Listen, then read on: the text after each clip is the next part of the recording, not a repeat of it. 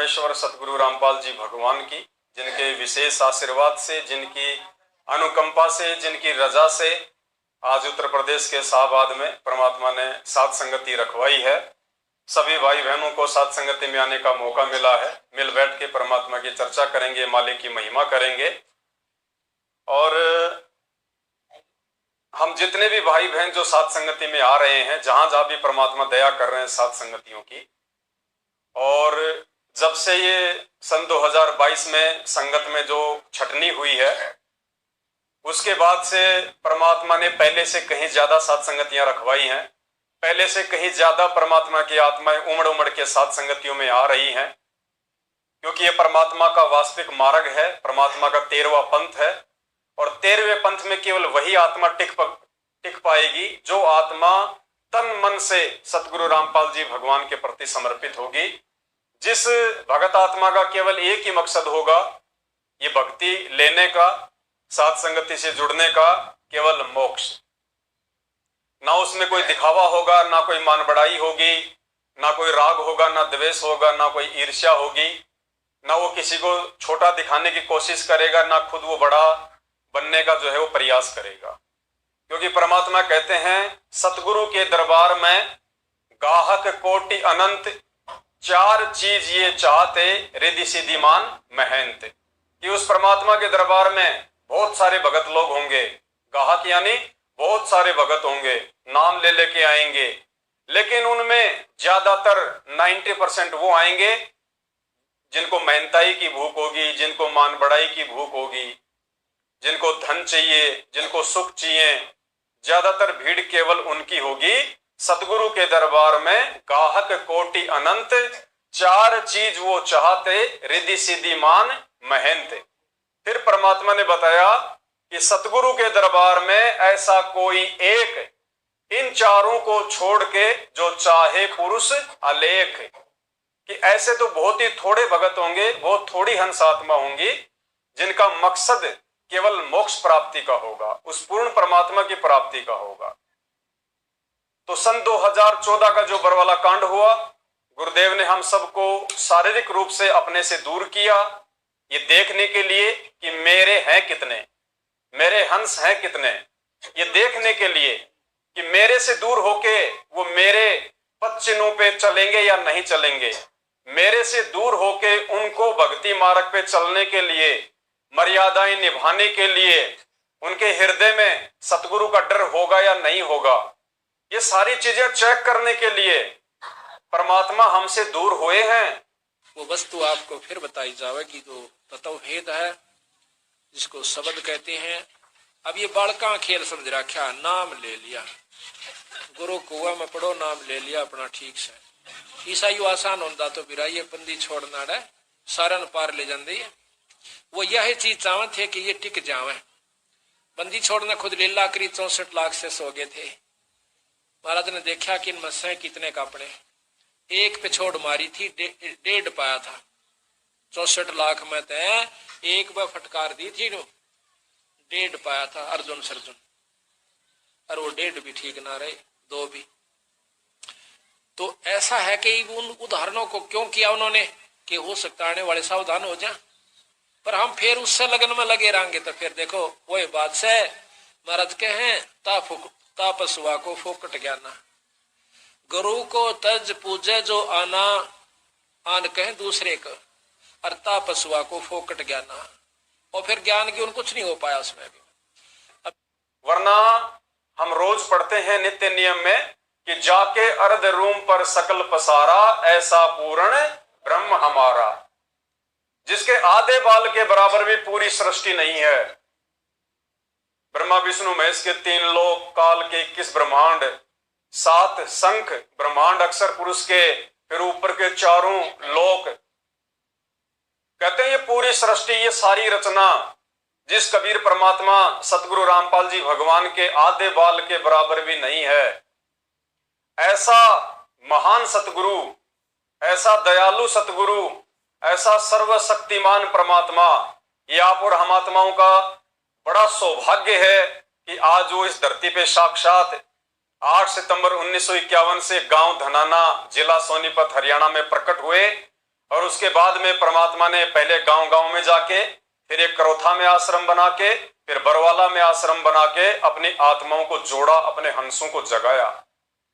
तो वर्तमान समय में हम जितने भी मानव शरीरधारी प्राणी हैं और विशेषकर उनमें वो जो सीधे तौर पे सतगुरु के भगत बन चुके हैं, चाहे संकल्प दीक्षा लेके चाहे नाम दीक्षा लेके, ये बहुत बड़ी मेहर है भाई और बहनों। हम इस चीजों का अभी आकलन नहीं लगा सकते, लेकिन जैसे जैसे हमारी भक्ति बढ़ती चली जाएगी, एक समय ऐसा आएगा कि हम लोग विश्वास नहीं कर पाएंगे कि हम जैसे लोगों को, जहां गांव का एक सरपंच कोई महत्व नहीं देता, हम जैसे भगत भाई बहनों को, क्योंकि भक्ति मार्ग में आने के बाद में हमारी जो क्रिया हैं, जो रीति रिवाज हैं, जो परंपराएं हैं, जो सोच है, जो काम है, वो जगत से डिफरेंट हो जाते हैं।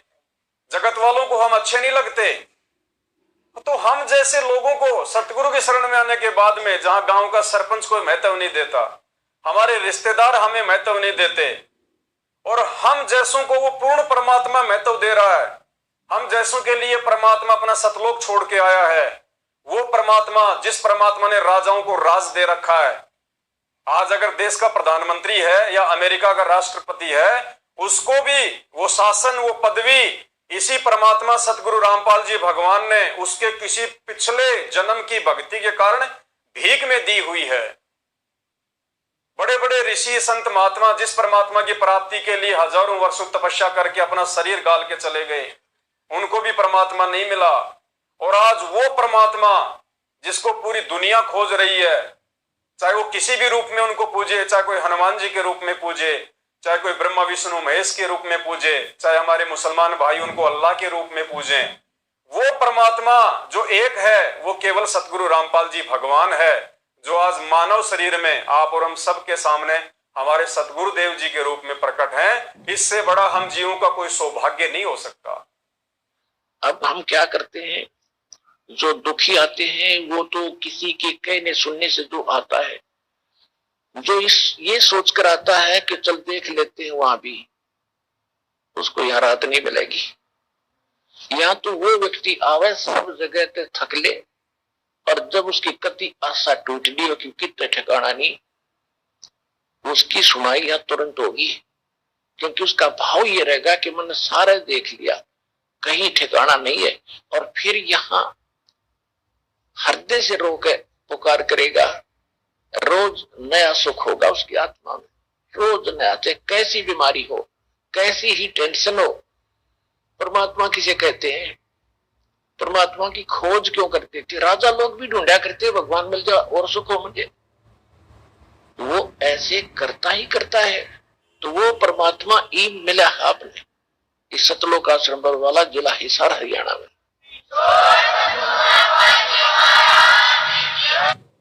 तो जहां हमारे को जगत वाले महत्व नहीं देते और हम आत्माओं के लिए वो परमात्मा सतलोक से आ गया, तो पुण्यात्माओं एक समय बाद में जब हमारी आंखें खुलेंगी, जब इस ज्ञान से हम इतने दृढ़ हो जाएंगे, हमारे अंतःकरण में जब परमात्मा का ज्ञान समावेश करेगा, और जब उसका जब रिएक्शन होगा, क्योंकि हर क्रिया की एक प्रतिक्रिया होती है। अगर मीठा खाएंगे तो अंदर से उसका रिएक्शन भी मीठा ही आएगा, उसकी डकार भी मीठी आएगी। अगर हम कोई कड़वी चीज खाएंगे तो उसकी डकार भी उसकी वैसी आएगी। तो हर क्रिया की एक प्रतिक्रिया होती है। तो आज हम जो भक्ति कर रहे हैं, जो पांचों यज्ञ कर रहे हैं, सात संगति में आ रहे हैं, जा रहे हैं, आरती कर रहे हैं, सुमरण कर रहे हैं, एक समय के बाद में जब इसकी प्रतिक्रिया आनी शुरू होगी तब हमें पता चलेगा। और उस समय के लिए हमें गुरुदेव ने एक सत्संग में बताया कि पुण्यात्माओं, उस समय तुम रजाई में मुंह दे दे के रोया करोगे कि परमात्मा, हम जैसे निकम्मों के इतने बड़े भाग कि साक्षात वो परमात्मा इस धरती पे उतराया और हमारे सामने, और हमारा सौभाग्य कि इसी जन्म में हमारा मोक्ष होने जा रहा है, इसी जन्म में, इससे बढ़ के सौभाग्य नहीं हो सकता। तो पुण्यात्माओं, उस सौभाग्य को प्राप्त करने के लिए देखो भगवान भी आ गया, हमारे को मानव जन्म भी दे दिया परमात्मा ने, कलयुग की बिचली पीढ़ी में हमारे को लाके खड़ा कर दिया। सारे जोड़ जुगाड़ परमात्मा ने एकदम ठीक बैठा दिए जो मोक्ष के लिए होते हैं। अब अगर कोई कमी रहेगी तो केवल हम भक्तों की रहेगी, हमारी अपनी सोच की रहेगी, हमारी भक्ति की रहेगी। परमात्मा की तरफ से कोई कमी नहीं है, और वो कमी रह ना जाए इसके लिए परमात्मा ने लाखों की भीड़ में से अपने सत्सेवक बच्चों को छांट दिया। कौन से सत्सेवक बच्चों को? जिनको परमात्मा मोक्ष के लिए चुनेगा, वो लाखों की जो भीड़ है जो आज भी देखा देखी में चल रही है, जिनको जैसा आदेश दे दिया जाए परमात्मा के नाम पे वैसा ही करने को तैयार रहते हैं, चाहे उनसे राजनीति करवा लो, चाहे उनसे किसी की पिटाई करवा लो, जब मैं मारा उल्टी लगा के गुरुजी ने उल्टी मैनेजमेंट बढ़ाना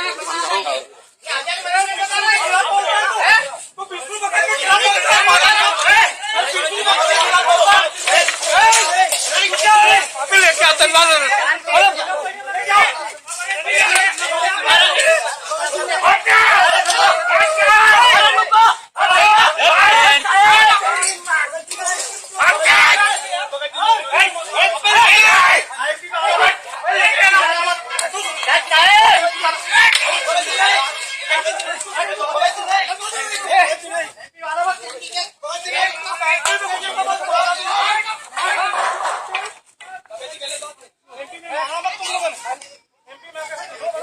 चाहे उनसे रैली और धरने निकलवा लो,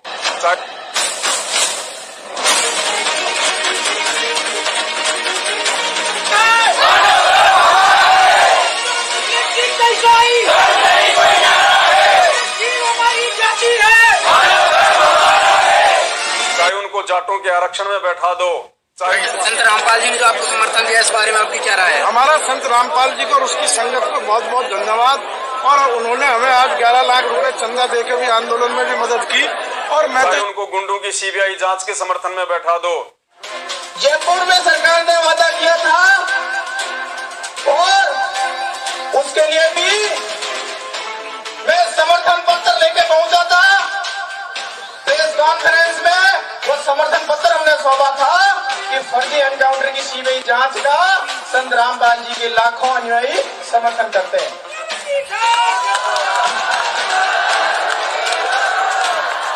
भारत माता की, भारत माता की, मां पद्मावती की, मां पद्मावती की, सत्य में इंकलाब। हमारे संत रामपाल जी के लाखों अनुयायियों द्वारा एक सहयोग की राशि दादा सुखदेव सिंह जी को भेंट कर रहे हैं। 5 लाख का सहयोग दादा सुखदेव जी को भेंट कर रहे हैं। चाहे जगत वालों को चंदा दिलवा दो उनके दान से, उनको नो ऑब्जेक्शन। क्यों ऑब्जेक्शन नहीं है? क्योंकि उन्होंने ज्ञान को आधार नहीं बनाया। तो ये आप और हमारा परम सौभाग्य है कि परमात्मा ने अपने जिन लाखों भक्तों को अपने शरण में लिया आके 28 वर्षों से, उनमें से भी चंद पुण्य आत्माओं को मोक्ष के लिए छांट दिया परमात्मा ने, साध संगतियों से जोड़ दिया, निर्मल बनाने के लिए, अपने वचन पे चलाने के लिए, उनको हंस बनाने के लिए। और इस साध संगति में आके भी यदि हम लोग नहीं सुधरे, यदि हम भाई बहनों ने ऐसा मौका प्राप्त करके अपने आचरण में बदलाव नहीं किया, अपने व्यवहार में बदलाव नहीं किया, अपने सोचने और देखने की हमारी जो दृष्टि है यदि उसमें बदलाव नहीं किया, तो हमसे बड़ा फिर कोई निर्भागी भी नहीं होगा, हमसे बड़ा फिर कोई निर्भागी भी नहीं होगा। तो पुण्यात्माओं, हर प्रकार से इन साध संगतियों से जुड़ के हमने वो भगत बनना है जो भगत बनाने के लिए परमात्मा धरती पे उतरा हुआ है। और ये साध संगतियां आज से पहले नहीं होती थी। ये साध संगतियां केवल कलयुग की पिछली पीढ़ी में देता है परमात्मा, ज्ञान आधार से मजबूत बनाने के लिए, दृढ़ बनाने के लिए, विश्वासी बनाने के लिए। तो अब की बार हमने अपने अंदर कोई भी कच्चापन नहीं रखना है। परमात्मा ने जो लक्षण बताए हैं भगत के, शील, संतोष, विवेक, दया, अक्षमा, और फिर 16 उसके श्रृंगार भगत के, परोपकार, दया, आदीनी, क्षमा, सिंपल साधारण जो है उसका रहन सहन, तो हर प्रकार से हमने अपने सतगुरुदेव जी को देख के उनके वचनों पे खरा उतर के उनको प्रसन्न करना है। हमने जगत वालों को प्रसन्न नहीं करना है, हमने रिश्तेदारों को जो है प्रसन्न नहीं करना है, हमने आड़ोसी पड़ोसियों को प्रसन्न नहीं करना है, हमने अपने परमपिता परमेश्वर को प्रसन्न करना है। उसके लिए हमने हर प्रकार से अपने जीवन में धीरे धीरे बदलाव लेके आना पड़ेगा। एकदम से नहीं होता है, लेकिन हम कोशिश करेंगे, परमात्मा से प्रार्थना करेंगे, तो धीरे धीरे परमात्मा हम पे दया बख्शेंगे। तो सबसे पहले तो हम भाई बहनों का रहन सहन, सबसे पहले हमारा रहन सहन, कोई भी चटकीले और भड़कीले जो है कपड़े ना तो माता बहनों ने पहनने हैं, ना ही जो है भाइयों ने पहनने हैं। भाई हमारे जो है बिल्कुल सीधे साधे वस्त्र पहने। ये जींस वगैरह जो होती है परमात्मा ने मना की हुई है, जींस हमने नहीं पहननी है। टाइट कपड़ा चाहे कोई भी हो हमने नहीं पहनना है, जो दिखने में भी अभद्र लगे, अश्लील लगे, दूसरों को जो है वो शर्म आए। हमने अपने अंगों का जो है कोई प्रदर्शन नहीं करना है। परमात्मा ने इस काया को मिट्टी बताया, मिट्टी, मुश्किल से 250 ग्राम राख बनेगा ये अंत में। तो भाइयों ने भी अपने जो है पहनावे में बहुत ज्यादा सावधानियां रखनी है। टी शर्ट्स वगैरह भी पहने तो बिल्कुल ढीली ढाली, टाइट नहीं पहननी हमने। ये बॉडी सोडी दिखाने का समय नहीं है पुण्यात्मा, आने वाला समय बहुत भयंकर है, खतरनाक है।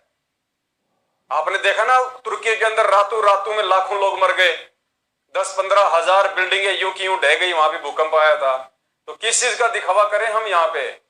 बिल्कुल सिंपल तरीके से अगर ज्ञान समझ में आ गया है तो, अगर साथ संगति से अगर आप जुड़ चुके हो तो, और साथ संगति से जुड़ चुके हो तो साथ संगति के नियम और कायदे कानून के अनुसार ही हमने रहना पड़ेगा, चलना पड़ेगा। अन्यथा साथ संगतियों मानने की कोई आवश्यकता नहीं है। यहां आएगा कोई मर्यादा तोड़ेगा, कल को मरेगा तो साथ संगतियां बदनाम होंगी, परमात्मा बदनाम होगा, और ज्यादा दोषी बनेगी वो आत्मा।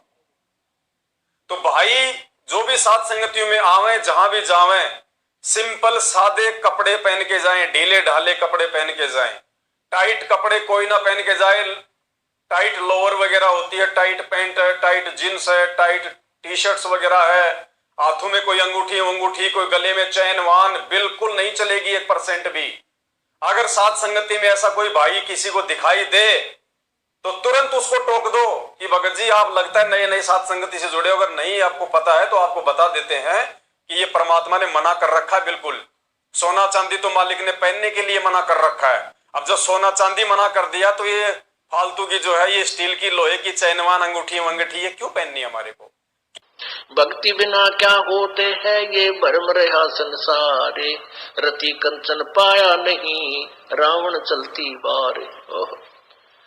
सर्व सोने की लंका थी, किसा को बद्दी था, करके भक्ति सिद्धि प्राप्त रिद्धि प्राप्त करके, और सोने की लंका जैसे हम गारा की ईंट पका के और मकान बनाते हैं, वो सोने की ईंट बना के, छोटी छोटी ईंटें होती थी पहले, और उनसे सोने ही की वो गारा बना के और महल बनवा रखे थे उसने। इतना धनी था। और आप दौरे मुश्किल से 50-20 ग्राम 20 तोले सोना होगा, बड़ा बड़ा सेठ होगा जिस पर 20-30-40 तोले सोना हो गया। कहते वो रति नहीं लेके गया, 1 ग्राम भी नहीं ले जा सका, तुम कहां ले जा सकोगे? और केकला तोड़ दोगे 40 तोले सोने में? ये तो खाम खागा सर दर्द है। सोना तो घर में बना रखना चाहिए आपने, और ना इसको पहनना चाहिए। क्या फायदा कान में डाल लिया, नाक में डाल लिया, 36 पंगे कड़े बना लिए। परमात्मा ने इतना सुंदर शरीर दे रखे, इस पर आडंबर करने की कतई जरूरत नहीं। इसे भगवान रुष्ट होता है। भगवान की भक्ति करें, चाहे किसा भी शरीर है, काला है, गोरा है, जैसा भी मालिक ने दिया है, इसमें हम परमात्मा पा सकते हैं। इस काया का गर्व ना करियो के काला के गोरा रे, और बिना भजन कुछ काम नहीं आवे, चाहे इतर छड़को चार हो रहा। तो पुण्यात्मा धीरे धीरे, क्योंकि हम इतने इस सामाजिक माहौल में हम इतने गहरे चले गए कि वहां से वापस आना अपनी पटरी पे हमारे लिए कठिन हो रहा है। हम दलदल में धस गए। लेकिन परमात्मा का सहारा आपको एक क्रेन का काम करेगा। किसको दिखाएंगे हम? जब परमात्मा ने असली गहने पहनने के लिए मना कर दिया तो नकली क्यों पहन रहे हैं हम? ये किसको पहनने के लिए, ये किसको दिखाने के लिए? ना तो हम भगत भाई बहनों को ये पसंद है, ना उस परमात्मा को पसंद है। तो फिर आप ये किसके लिए पहन के आए हो यहाँ पे? अपने आप को सुंदर दिखाने के लिए, या अपने आप को लोगों से अलग दिखाने के लिए? उसको समझाओ प्यार प्रेम से वो मान जाएगा, ऐसी बात नहीं है।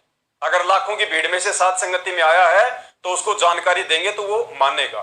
तो हमने कोई आडंबर नहीं करना किसी भी प्रकार का, ना गले में कोई सोने चांदी की चैन पहननी है, ना हाथों में कोई अंगूठियां पहननी है, ना ही ऐसा कोई टाइट हमने कोई वस्त्र पहनने हैं, बिल्कुल सिंपल सादा। ऐसे ही हमारी माता बहनें, परमात्मा ने स्पेशल आदेश दिया हुआ हमारे को। अब केवल हम लोगों ने परमात्मा नाम दीक्षा के समय जो आदेश देते हैं, जो नियम देते हैं, खाली उन्हीं पे डिपेंड मत रहो। परमात्मा ने बताया कि फिर जब तुम सत्संग सुनोगे, इन कथाओं के माध्यम से, इस कहानियों के माध्यम से तुम्हारी को नियमों का जो है पता चलेगा।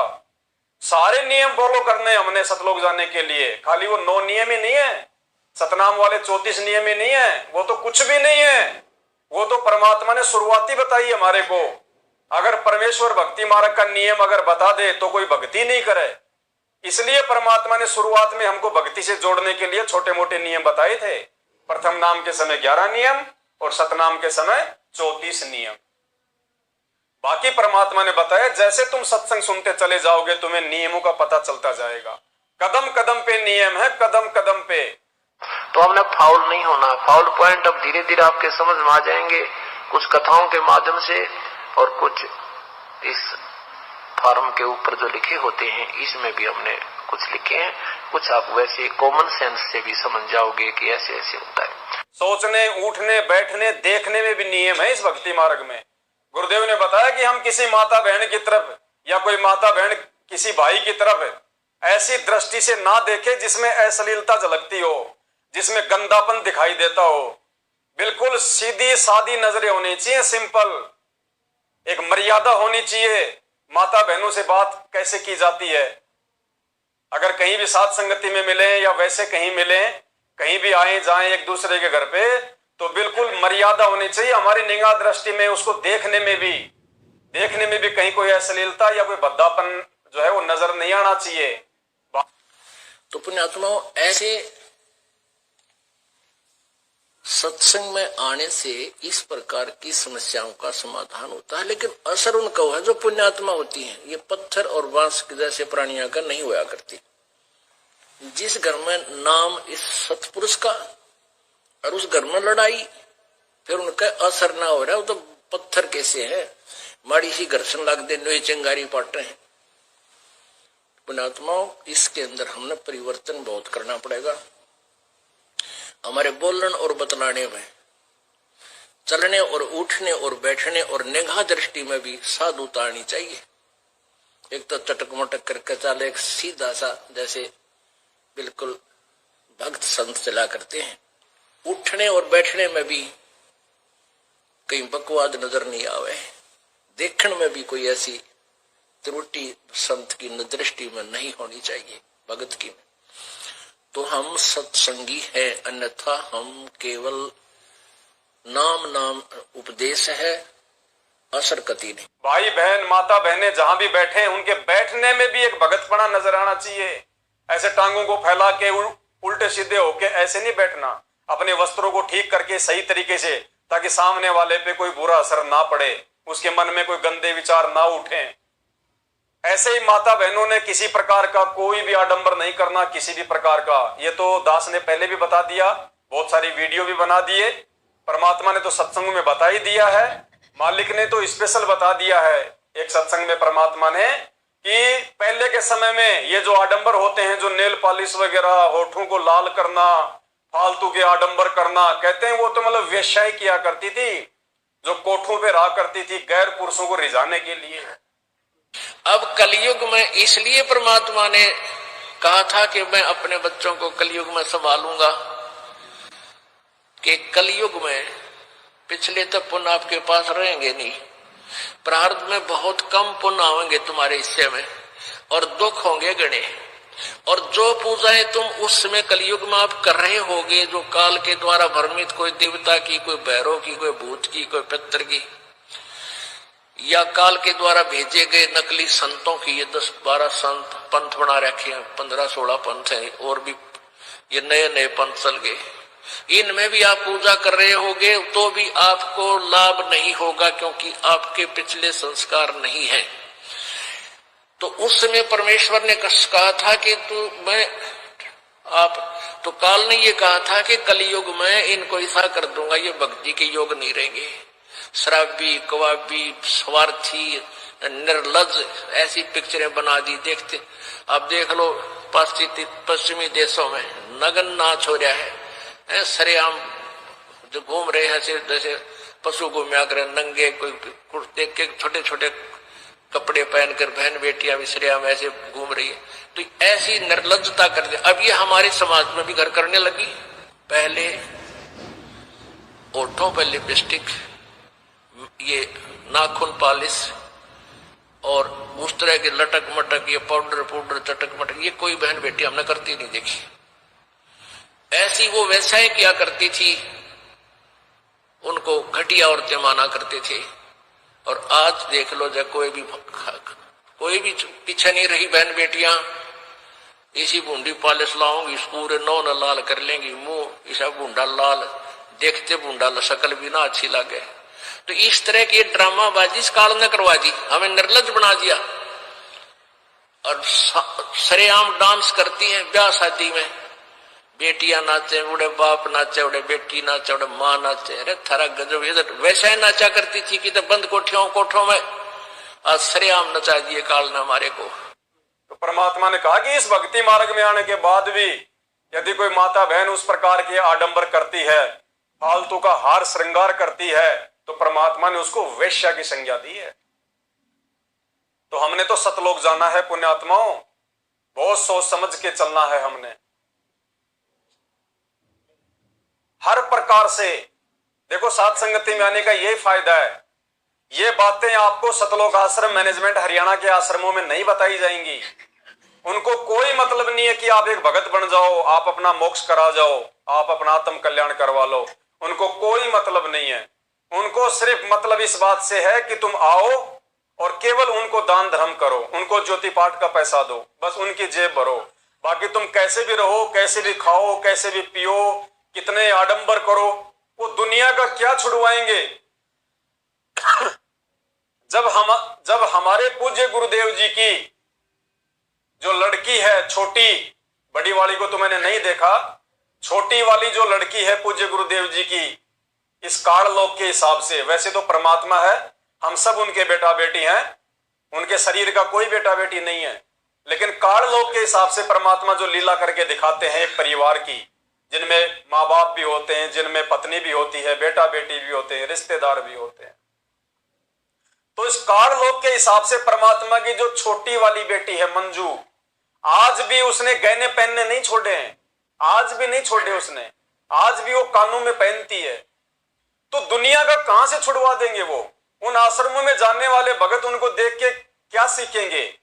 वो नहीं छोड़ सकते, क्योंकि पुण्यात्मा उनको मोक्ष से कोई लेना देना नहीं है। हमने मोक्ष प्राप्त करना है तो हर प्रकार से हमने भगत बनना पड़ेगा।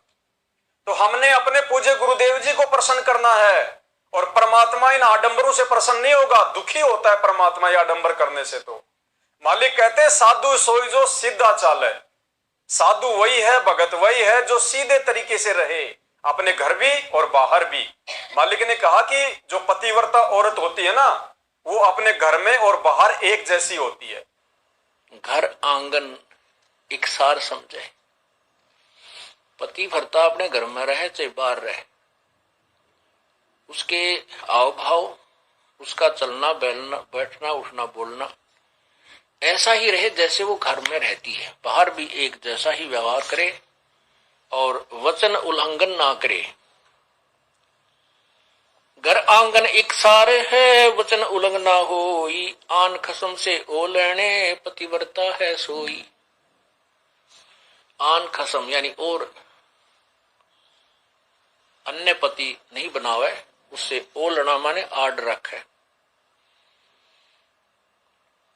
पतिव्रता है सोई। आन खसम से हंसत है वो चंडी चोर चुड़ैल, जिनसे क्या घर बासे है, घर में बसे घुड़ैल।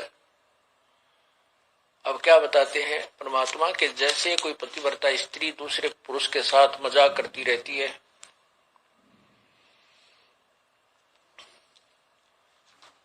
तो उससे दुर्भावना पूर्ण करती है, तो उसमें दोष है। वो कहते हैं वो तो एक भूतनी बसे घर में, और उससे क्या घर, जिनसे क्या घरवास है, घर में बसे गुड़ैल। ऐसे ही ये पतिव्रता यहाँ आत्मा की तरफ ज्यादा संकेत है।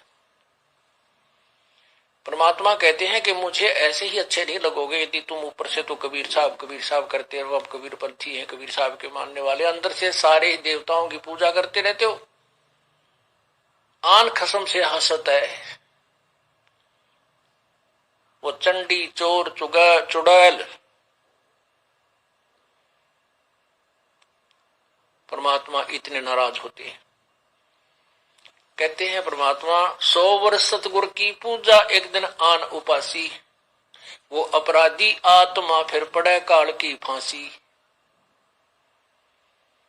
100 वर्ष तो ये साधना करते रहना जो हम आपको बता रहे हैं, और एक दिन अन्य पूजा कर लेना, परमात्मा कहते हैं वो अपराधी आत्मा पड़े काल की फांसी। तो ऐसी गलती क्यों करेंगे हम? तब करेंगे जब हम ज्ञान नहीं सुन पाएंगे, और ज्ञान उस दूसरे ज्ञान के लोगों से हम ज्यादा संबंध रखेंगे तो वो हमें विचलित कर डालेंगे। तो ही वो पतिव्रता है। ऐसा नहीं कि हम साथ संगति में आए तो हम गहने वाने छोड़ के आ जाएं अपने घर पे और वापस जाएं तो हम वापस उनको पहन लें। ये दोगलापन नहीं चलेगा। यहां तो तुम दिखा दोगे अपने आप को बहुत अच्छा भगत बना के, लेकिन अंतर्यामी परमात्मा से नहीं छुपा पाओगे। और मोक्ष तो वो परमात्मा देगा, यहां थोड़ी देंगे कोई मोक्ष आपको।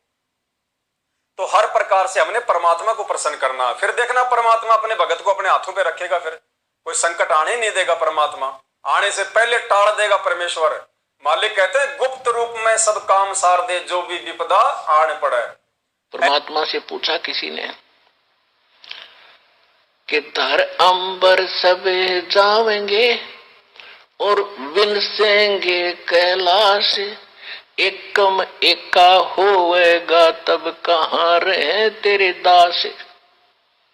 धरती अंबर जान दे और विनसन दे कैलाश, एकम एका होण दे मेरे आश्रय रहे मेरे दास।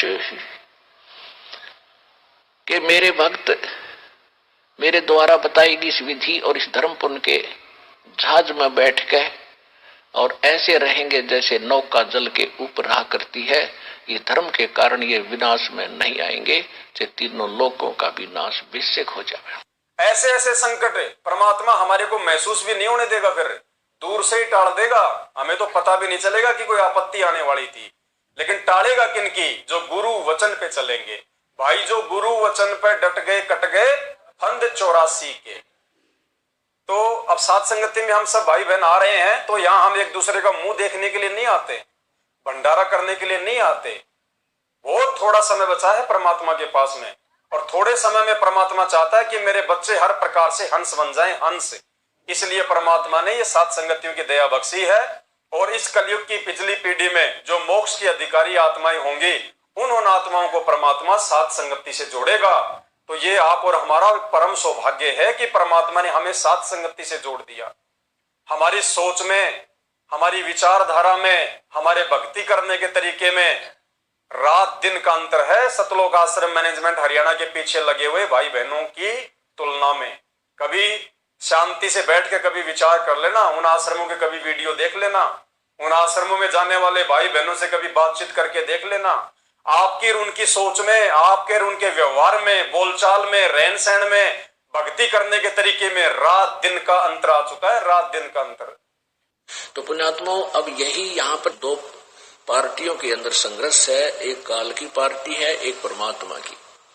तो जो हमारे पास आ जाएगा वो भगवान का बच्चा हो जाएगा, इस ज्ञान को समझेगा। जो यहाँ नहीं आएगा वो सब काल के ही रहेंगे, काल के ज्ञान को स्वीकार किए हुए। और काल वाले तो यही रहेंगे और परमात्मा वाले सतलोक में जहाज में बैठ कर जाएंगे। तो पुण्यात्माओं, इस मौके को हमने चूकना नहीं है अब बिल्कुल भी। तो उसी दिशा में सबसे पहले तो परमपिता परमेश्वर जी के आशीर्वाद से, आप सभी को पता है हमने ये पंपलेट छपवाए थे, लेमिनेशन इन सबको हमने करवा रखा है और सभी भाई बहनों को हमने दिए भी हैं। जहां जहां सात संगतियों में जाते हैं हम लेके जाते हैं, सबको देते हैं, निःशुल्क देते हैं, मुफ्त में देते हैं, कोई पैसा नहीं होता इन चीजों का। तो सबसे पहले, क्योंकि हर बार ये जानकारी हमारे को देनी पड़ेगी, क्योंकि साथ संगत में बहुत सारे नए भाई बहन आते हैं, तो परमात्मा ने भक्ति की जो विधि बताई है, क्योंकि हम परमात्मा के यथार्थ 13वें कबीर पंथ के पंथी हैं, हम 12वें पंथ के नहीं है। 12वें पंथ की भक्ति तो सतलोक आश्रम मैनेजमेंट हरियाणा के आश्रमों में चल रही है, जो सभी को पूजते हैं, गरीबदास जी को भी पूजते हैं, उनका भी बहुत दिवस मना लेते हैं।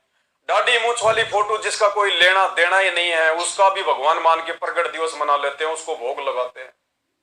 दादा गुरुदेव को पूजते हैं, लेकिन उस जिंदा कबीर सतगुरु रामपाल जी भगवान को ना तो वो लोग भोग लगाते हैं, ना उनको पूजते हैं। तो पुण्यात्माओं, हम 13वें पंथ में हैं। 13वें पंथ में सतगुरु रामपाल जी भगवान के पंथ में हैं हम। यानी 12वां पंथ गरीबदास जी के द्वारा जो चलाया जाएगा, उसमें मेरी महिमा का कुछ उजियारा सा होगा, क्लियर नहीं होगा। और 13वें वंश मिटे सकल अंधियारा।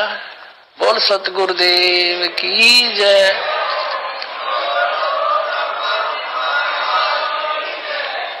ये 13वां वंश ये दास है जो आपके सामने बैठा है। भाई बच्चों, आप कद पहचानोगे। तो इस पंथ की भक्ति की शुरुआत जो परमात्मा ने बताई, कबीर सागर का सरलार्थ पेज नंबर 292 है शायद, जिसके पास है तो देख लेना। उसमें परमात्मा ने स्पष्ट लिखा हुआ है कि सबसे पहले सुबह उठते ही एक भगत ने मंगलाचरण, और मंगलाचरण के बाद में 8 वाणियां बोलनी है। 8 वाणियां।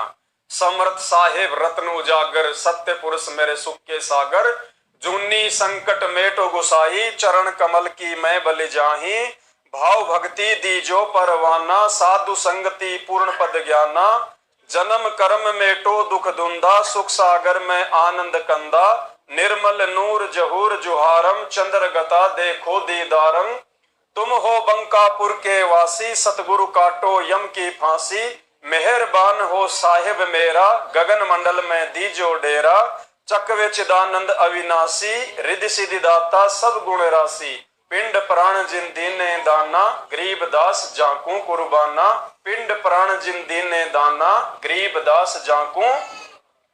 गुरुदेव ने बताया कि ये परमात्मा की महिमा का विशेष शब्द है।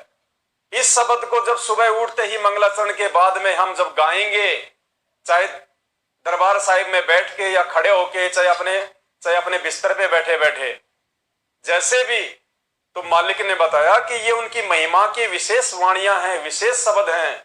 इनका उच्चारण करने से परमात्मा हम पे प्रसन्न होंगे, और मोक्ष के लिए जो चीज एक भगत को चाहिए वो सारी चीजें इस 8 वाणियों में हैं। तो सबसे पहले उठते ही भगवान से मांगेंगे हम ये चीजें, तो भगवान देगा हमारे को। जो रोज मांगेंगे तो देगा परमात्मा, कभी न कभी सुनेगा। मालिक क्या कहते, राम नाम रटते रहो, जब लग घट में प्राण, और कभू तो दीन दयाल के भिनक पड़ेगी कान। अगर हम रोज परमात्मा से उठते ही प्रार्थना करेंगे, उनकी महिमा करेंगे, मोक्ष प्राप्ति के लिए हमें जो चीजें चाहिए, जैसा हमारे को बनना है, उन चीजों की जब हम परमात्मा से प्रार्थना करेंगे इन 8 वाणियों के माध्यम से, पुण्यात्माओं, कभी न कभी तो परमात्मा तक हमारी पुकार जाएगी ही जाएगी। और जिस दिन परमेश्वर ने हमारी पुकार सुन ली, तो हमारा तो सीधा सीधा बेड़ा पार हो जाएगा। तो ये मालिक की विशेष महिमात्मक वाणियां हैं कि समर्थ साहिब रत्न उजागर, सत्य पुरुष मेरे सुख के सागर। कि हे परमपिता परमेश्वर, हे समर्थ मालिक, हे रत्न उजागर, रत्नों की खान, सत्य पुरुष मेरे सुख के सागर। हे सच्चे परमात्मा, अविनाशी परमात्मा, मेरे सुख के सागर, जूनी संकट मेटो गुसाई। हे परमेश्वर, मेरा ये जन्म मरण का रोग समाप्त कीजिए परमात्मा, जो असंख्य युगों से मैं जन्मता और मरता हुआ आ रहा हूं। चरण कमल की मैं बलि जाही, मैं आपके चरण कमल में बलिहारी जाऊं परमात्मा। मैं आपसे रोज प्रार्थना करता हूं परमेश्वर, करती हूं परमात्मा, आप मेरा ये जूनी संकट मेटो, मेरा ये जन्म मरण का रोग मेरा समाप्त करो। भाव भक्ति दीजो परवाना, साधु संगति पूर्ण पद ज्ञाना। भाव भक्ति, क्योंकि भक्ति बिना भाव के नहीं हो सकती, बिना भाव के भक्ति नहीं हो सकती। और भाव कब बनेंगे, जब हमें अपने सतगुरु की पहचान होगी कि ये मेरे सतगुरुदेव जी कौन है, एक आम व्यक्ति हैं, आम संत हैं, आम गुरुजी हैं, या खुद ही एक कबीर परमात्मा है, समर्थ साहेब हैं। भाव भक्ति दीजो परवाना, परवाना माने सतलोक जाने के लिए वो मंत्र, वो नाम, वो पान परवाना। साधु संगति पूर्ण पद ज्ञाना, हे परमेश्वर आप हमें अच्छे अच्छे भक्तों की साध संगति से जोड़िए।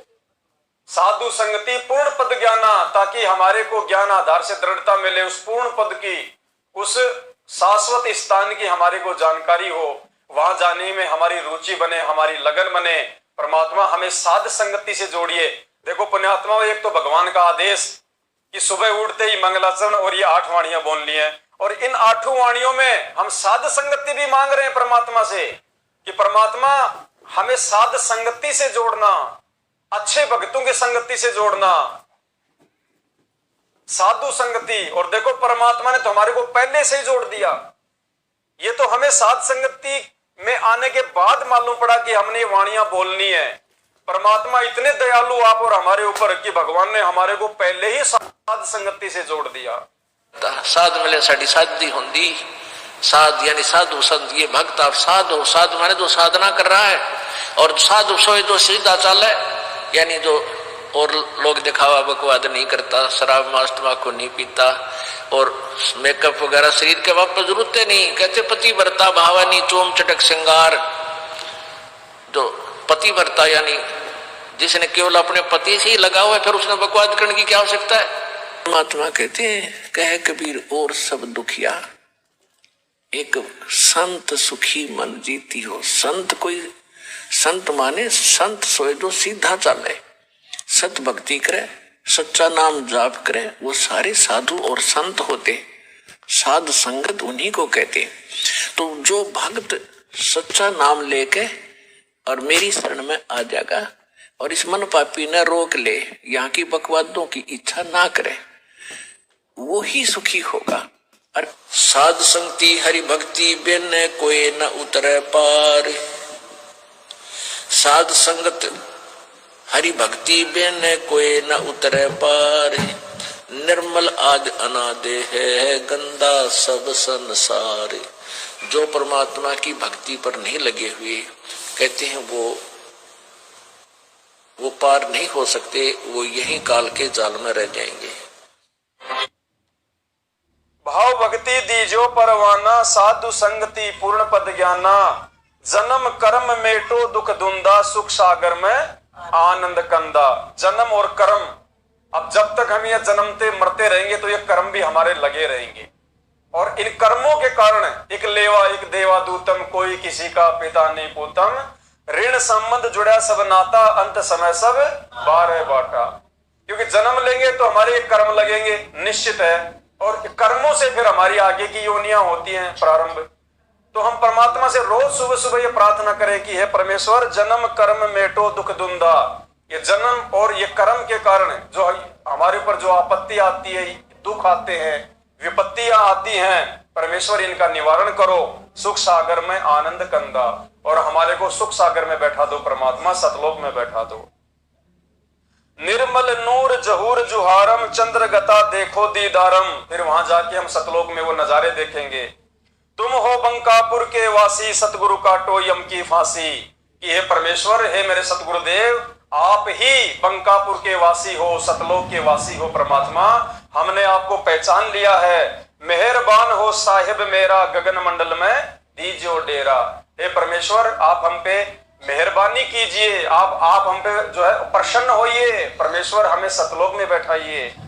चकवे चिदानंद अविनाशी, रिद्धि सिद्धि दाता सब गुण राशि। पिंड प्राण जिन दीने दाना, गरीब दास जाकू कुर्बाना। और फिर लास्ट में उस परमात्मा से हम ये प्रार्थना करें कि हे परमेश्वर, आपके ऊपर हम जो है, आपके ऊपर मैं कुर्बान जाऊं परमात्मा, जो आपने भक्ति करवाने के लिए इस कलयुग की पिछली पीढ़ी में मुझे पिंड दान में दिया। मालिक, आपने मुझे शरीर दिया, मानव शरीर दिया। पिंड प्राण जिन दीने दाना, गरीब दास जाकू। पुण्यात्माओं, चाहे बिस्तर छोड़ते ही, चाहे अपने बिस्तर पे बैठे बैठे, चाहे हाथ मुंह धो के अपने दरबार के आगे खड़े होके या बैठ के, सबसे पहले हम सभी भगत भाई बहनों ने आज के बाद हमने अपना नियम बना लेना है। अगर याद नहीं है तो कोई बात नहीं है, आप सबको ये पंपलेट दिया जाएगा, मुफ्त में दिया जाएगा, सब लेके जाना, आप अपने दरबार में रख देना। सुबह उठते ही सबसे पहले मंगलाचरण और उसके बाद ये 8 वाणियां हम सभी भाई बहनों ने नित्य प्रतिदिन परमात्मा के सामने खड़े होके बैठ के बोलनी है, उनसे अरदास करनी है। और अपने घर में जितने भी छोटे जो बच्चे हैं, बेटा बेटी है या माता पिता हैं, सबको हमने बताना है, सबको हमने रिहर्सल करवानी है कि भाई सबसे पहले उठते ही हमने परमात्मा से ये वंदना करनी है, मालिक की महिमा करनी है। ये सबको आपको दे दी जाएगी सात संगति के बाद में। उसके बाद में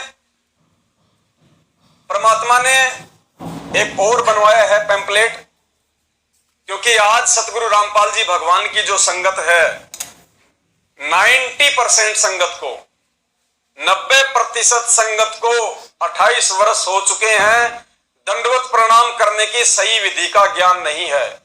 90% संगत दंडवत प्रणाम सही विधि से नहीं करती है, उनको पता ही नहीं है कि दंडवत प्रणाम कैसे किया जाता है। और जब तक हम परमेश्वर के बताए अनुसार अष्ट अंग से दंडवत प्रणाम नहीं करेंगे, 8 अंगों सहित दंडवत प्रणाम नहीं करेंगे, अष्टांग दंडवत प्रणाम नहीं करेंगे विधि से, तब तक परमात्मा हमारे को कैसे आधीनी देगा? क्योंकि दंडवत प्रणाम करने से आधीनी आती है, अहंकार दूर होता है। तो आज संगत में बात बात पे लड़ाई झगड़े, एक दूसरे की मार पिटाई तक कर देते हैं ये बड़े बड़े लोग, कोऑर्डिनेटर लोग, आपने तो देखे होंगे वीडियो। क्योंकि उनके अंदर आधीनी नहीं आई, भले उनको सारे नाम मिल गए, सार नाम तक मिल गया, सार शब्द भी उन्होंने ले लिया, लेकिन अभी तक उनके अंदर वो आधीनी नहीं आ पाई। क्यों नहीं आ पाई? क्योंकि उनको दंडवत प्रणाम करने की विधि का नहीं पता। अभी तक वो लोग दंडवत प्रणाम करना ही नहीं सीखे अपने पूज्य गुरुदेव को, उनके द्वारा बताई गई विधि अनुसार। तो दंडवत प्रणाम करने की सही विधि परमात्मा ने इस पैम्पलेट में बनवाई है।